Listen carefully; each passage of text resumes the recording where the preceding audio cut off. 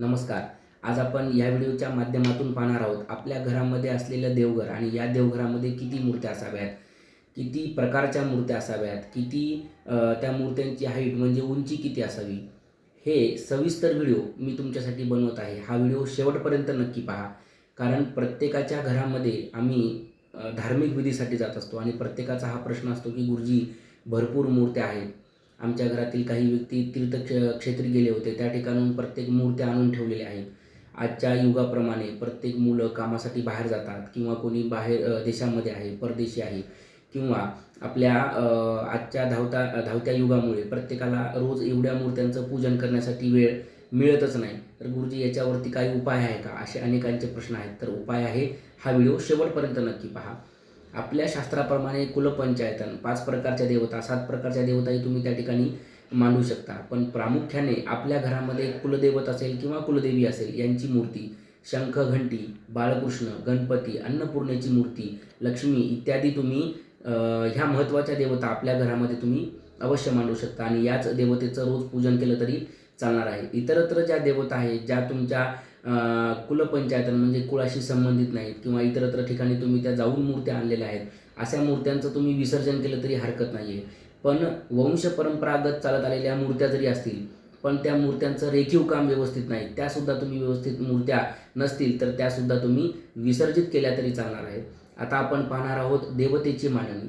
देवता आपल्या घरामध्ये कशा मांडाव्यात. अनेकांच्या घरामध्ये काही घरामध्ये टाक असतात, मूर्त्या असतात. तर आपली जी कुलदेवता आहे, ह्या कुलदेवतेचा टाक असेल, मूर्ती असेल, ही मध्यभागी ठेवावी, देवघराच्या मध्यभागी ठेवावी. आपण पूजा करत असताना आपल्या डाव्या हाताला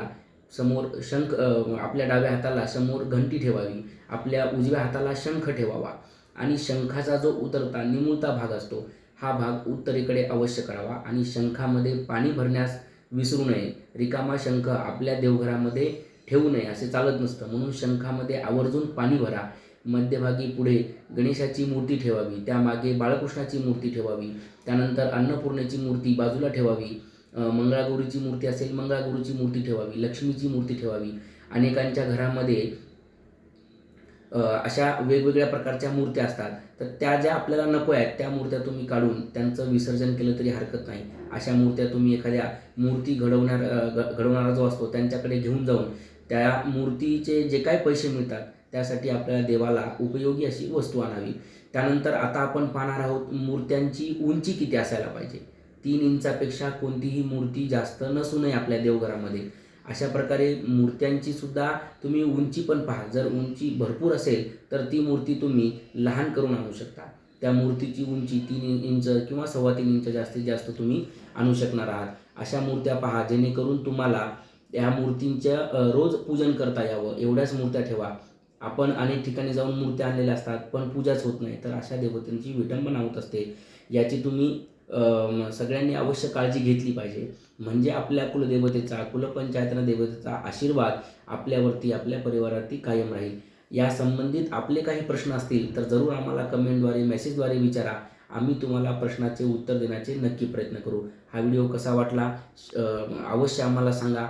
या चॅनलला लाईक करा, शेअर करा, सबस्क्राईब करा. धन्यवाद.